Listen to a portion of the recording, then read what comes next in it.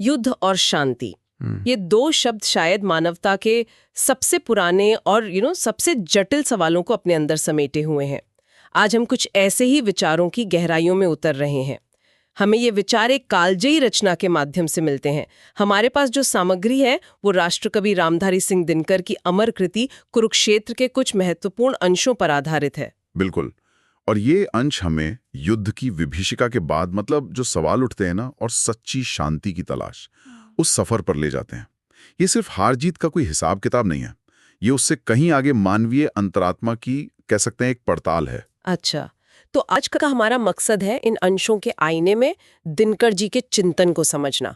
भाई, युद्ध क्यों होते हैं, उनकी असली कीमत क्या चुकानी पड़ती है, और शांति का वो जो सच्चा स्वरूप है वो आखिर है क्या? क्या शांति सिर्फ युद्ध का ना होना है या कुछ और भी? चलिए दिनकर जी के विचारों की इस दुनिया में जरा गोता लगाते हैं और देखते हैं कि ये हमें कहाँ ले जाते हैं। हाँ, तो शुरुआत कुरुक्षेत्र के परिचय से ही करते हैं। जैसा कि हमारी सामग्री बताती है, ये काव्य 1946 में प्रकाशित हुआ। अब ये समय देखिए, बहुत महत्वपूर्ण है। भारत अपनी आज़ादी के दरवाजे पर खड़ा था और दुनिया ने अभी अभी दूसरे विश्व युद्ध की भयावहता झेली थी। हम्म। इस माहौल में दिनकर जी महाभारत के शांति पर्व को आधार बनाते हैं। हाँ, और ये चुनाव शांति पर्व ये अपने आप में बहुत कुछ कहता है ना। युद्ध खत्म हो चुका है, पांडव जीत चुके हैं, लेकिन कोई जश्न नहीं है, बल्कि गहरे सवाल हैं, खासकर युधिष्ठिर के मन में। सामग्री इसे 7 सर्गों का विचारात्मक महाकाव्य कहती है। ये जो विचारात्मक शब्द है, मुझे लगता है यही कुंजी है यहाँ। बिल्कुल। ये इसे पारंपरिक महाकाव्यों से आप कह सकते हैं अलग करता है। पारंपरिक काव्यों में अक्सर कथा या घटनाओं पर जोर होता है। यहाँ घटनाएं पृष्ठभूमि में हैं और मुख्य मंच पर हैं विचार, द्वंद्व, नैतिक प्रश्न। जैसा अंशों में जिक्र है, कवि युधिष्ठिर के अंतर्द्वंद के जरिए वो युद्ध की निरर्थकता और क्रूरता पर सवाल उठाते हैं। और सोचिए, धर्मराज युधिष्ठिर, जिनके लिए धर्म ही सब कुछ था, वही अपनी जीत पर सबसे ज्यादा परेशान हैं, व्यथित हैं।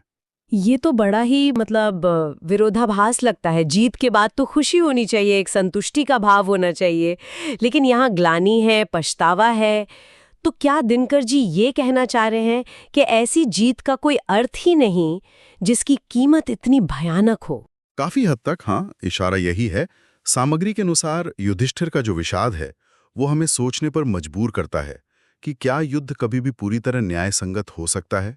क्या लक्ष्य कितना भी पवित्र क्यों ना हो, लेकिन जो साधन है उसकी अपवित्रता उसे दूषित नहीं कर देती? ये काव्य सिर्फ महाभारत के पात्रों की कहानी नहीं रह जाता, फिर ये हर उस पीढ़ी की कहानी बन जाता है जो युद्ध के नतीजों से जूझती है। दिनकर जी युधिष्ठिर के माध्यम से पूरी मानवता के सामने ये सवाल रख रहे हैं एक तरह से। और ये सवाल किसी एक पक्ष या किसी एक विचारधारा के दायरे में बंधे हुए नहीं लगते। सामग्री इस बात पे जोर देती है कि रचना का आधार मानवतावाद है। इसका क्या मतलब समझे यहाँ पर? इसका तो है कि कवि किसी राजा या सेनापति की दृष्टि से नहीं देख रहे हैं। वो एक साधारण मनुष्य के नजरिए से युद्ध की त्रासदी को देख रहे हैं, महसूस कर रहे हैं। वो पांडवों या कौरवों के सही गलत से ऊपर उठकर उस विनाश को देख रहे हैं जिसने अनगिनत जानें ली, परिवार उजाड़ दिए और पीछे सिर्फ राख और आंसू ही छोड़े। तो ये मानवता की जो साझा पीड़ा है उसका चित्रण है। और 1946 में जब दुनिया विश्व युद्ध के घावों से उभर ही रही थी, तब ये मानवतावादी दृष्टिकोण और भी ज्यादा प्रासंगिक हो जाता है। हाँ, ये बात तो है। यहाँ पर बात वाकई बहुत गहरी हो जाती है। तो युद्ध की इस भयानक तस्वीर के बाद दिनकर जी शांति का क्या रास्ता सुझाते हैं? क्या वो सिर्फ ये कह रहे हैं कि देखो भाई, युद्ध बुरा है इसलिए शांति रखो, बस इतना ही? नहीं नहीं, यही दिनकर जी का चिंतन और भी मौलिक हो जाता है। सामग्री ये स्पष्ट करती है कि उनके लिए शांति कोई कोई निष्क्रिय अवस्था नहीं है या कोई ऐसी चीज नहीं जिसे ऊपर से थोप दिया जाए। अक्सर हम शांति को कैसे देखते हैं? युद्ध विराम या समझौतों के रूप में, है ना, एक बाहरी व्यवस्था। लेकिन दिनकर जी इन अंशों के आधार पर शांति की जड़ों को कहीं ज्यादा गहरे देखते हैं। अच्छा, कहाँ देखते हैं वो जड़ें? वो जड़ें मनुष्य के अंतर्मन में है। सामग्री के अनुसार दिनकर जी मानते हैं कि सच्ची शांति तब उपजती है जब व्यक्ति और समाज, उनके भीतर न्याय और सदाचार की भावना प्रबल होती है। ये बाहर से नहीं आती, ये अंदर से विकसित होती है। न्याय और सदाचार, ये शब्द सुनने में तो सरल लगते हैं, पर दिनकर जी के संदर्भ में इनका क्या विशेष अर्थ हो सकता है? क्या ये केवल कानूनी न्याय या व्यक्तिगत अच्छे आचरण की बात है या कुछ और? इन अंशों से जो संकेत मिलता है वो इससे कहीं ज्यादा व्यापक है। यहाँ न्याय सिर्फ अदालत का फैसला नहीं है, ये सामाजिक और नैतिक बराबरी का एहसास है। मतलब जहाँ किसी का हक न छीना जाए, जहाँ शोषण ना हो, और सदाचार भी केवल निजी ईमानदारी या पूजा पाठ तक सीमित नहीं है, बल्कि अन्याय के सामने चुप न रहने का साहस भी है, सत्य के लिए खड़े होने की हिम्मत भी है। उनका मानना था कि जब तक समाज में अन्याय है, जब तक लोगों को उनके अधिकार नहीं मिलते, तब तक ऊपर से थोपी गई शांति खोखली होगी, एक भ्रम होगा बस। अच्छा, तो मतलब युधिष्ठिर की अशांति शायद इसीलिए थी कि युद्ध जीत लिया, राज्य मिल गया, लेकिन जिस कीमत पर मिला, उससे उनके अंदर का वो जो न्याय और सदाचार का बोध था, वो हिल गया था। बाहरी शांति तो आ गई थी, पर आंतरिक शांति वो गायब थी। बिल्कुल बिल्कुल, ये रही बात है। युधिष्ठिर का द्वंद्व इसी आंतरिक शांति की तलाश है असल में।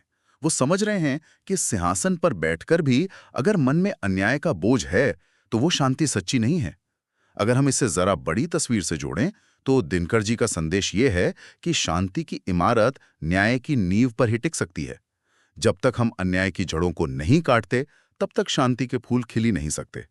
केवल शांति शांति चिल्लाने से या ऊपरी समझौतों से स्थायी शांति नहीं आती। ये तो बहुत ही क्रांतिकारी विचार है, खासकर उस दौर के हिसाब से जब दुनिया शक्ति संतुलन और राजनीतिक समझौतों पर शायद ज्यादा ध्यान दे रही थी। ये व्यक्ति और समाज की आंतरिक शुद्धि पर जोर देता है। हाँ, और ये विचार सिर्फ कुरुक्षेत्र तक ही सीमित नहीं थे।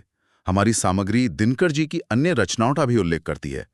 इससे उनके साहित्यिक सरोकारों की व्यापकता का पता चलता है, जैसे रेणुका 1935, हुंकार 1938, रसवंती 1939, फिर सामधेनी 1947 जो कुरुक्षेत्र के लगभग साथ ही आई, फिर रश्मि रथी 1954 और परशुराम की प्रतीक्षा 1963। इन शीर्षकों को ही देखें अगर, हुंकार, परशुराम की प्रतीक्षा, इनमें भी एक ओज है ना? एक तरह का विद्रोह हो या अन्याय के प्रति प्रतिक्रिया का भाव झलकता है। क्या ये रचनाएं भी कुरुक्षेत्र वाले विचारों से जुड़ती हैं कहीं? निश्चित रूप से। हालांकि हर रचना का अपना एक संदर्भ है, अपना विषय है, लेकिन अन्याय का प्रतिकार, मानवीय गरिमा की रक्षा और राष्ट्रीय चेतना, ये स्वर दिनकर जी के पूरे साहित्य में गूंजते हैं। हुंकार में जहां व्यवस्था के प्रति एक तीव्र आक्रोश है, वहीं रश्मि रथी कर्ण जैसे उपेक्षित नायक के माध्यम से सामाजिक न्याय का प्रश्न उठाती है। परशुराम की प्रतीक्षा में भी समकालीन राष्ट्रीय चुनौतियों पर तीखी टिप्पणी मिलती है। तो हम देखते हैं कि कुरुक्षेत्र में युद्ध और शांति के दार्शनिक प्रश्नों के साथ साथ अन्याय के प्रतिरोध का जो स्वर है, वो उनके व्यापक साहित्यिक चिंतन का ही एक हिस्सा है। इससे दिनकर जी के साहित्यिक व्यक्तित्व की एक मुकम्मल तस्वीर उभरती है। वे केवल कवि नहीं थे, बल्कि एक विचारक थे जो अपने समय और समाज के सवालों से लगातार जूझ रहे थे। बिल्कुल। और कुरुक्षेत्र इस जूझने का एक महत्वपूर्ण दस्तावेज है। द्वितीय विश्व युद्ध की पृष्ठभूमि में लिखा गया ये काव्य महाभारत के मिथक के जरिए शाश्वत मानवीय दुविधाओं को संबोधित करता है। तो अगर हम आज की चर्चा को समेटे, इन अंशों से कुरुक्षेत्र के बारे में हमने क्या मुख्य बातें समझी? पहली बात तो ये कि यह महाभारत युद्ध के बाद युधिष्ठिर के गहरे नैतिक संकट और सवालों के जरिए युद्ध की सार्थकता पर ही प्रश्न चिन्ह लगाता है। हाँ, और दूसरी महत्वपूर्ण बात ये कि ये सच्ची शांति को बाहरी समझौतों या युद्ध विराम से ज्यादा व्यक्ति और समाज के आंतरिक न्याय और सदाचार से जोड़ता है। दिनकर जी के अनुसार शांति कोई निष्क्रिय अवस्था नहीं है, बल्कि न्याय पर आधारित एक सकारात्मक और सक्रिय स्थिति है। तो इस सब का क्या मतलब है? मेरे ख्याल से इसका मतलब ये है कि साहित्य, खास तौर पर इस तरह का गहरा विचारात्मक काव्य, वो हमें जिंदगी के सबसे पेचीदा सवालों का सामना करने के लिए तैयार करता है। ये हमें कोई रेडीमेड जवाब नहीं देता, बल्कि हमें सोचने, सवाल करने और अपने मूल्यों को टटोलने की चुनौती देता है। सही कहा। ये अंश दिखाते हैं कि कैसे मिथक और इतिहास का प्रयोग करके वर्तमान की सच्चाइयों पर रोशनी डाली जा सकती है। युद्ध, शांति, न्याय, सत्ता का दुरुपयोग, ये मुद्दे जितने दिनकर जी के समय में प्रासंगिक थे, उतने ही या शायद उससे भी ज्यादा आज हमारे समय में है। हाँ, ये विचार आज भी गूंजते हैं, हम आज भी दुनिया भर में देखते हैं कि कैसे शांति समझौते तो होते हैं, लेकिन अगर जमीनी स्तर पर अन्याय बना रहता है, अगर लोगों के मन में असंतोष और आक्रोश सुलगता रहता है, तो वो शांति कितनी टिकाऊ होती है? सवाल तो है ही। बिल्कुल। दिनकर जी का दृष्टिकोण हमें व्यक्तिगत और सामूहिक दोनों स्तरों पर सोचने को मजबूर करता है। शांति की जड़ें आखिर हैं कहाँ?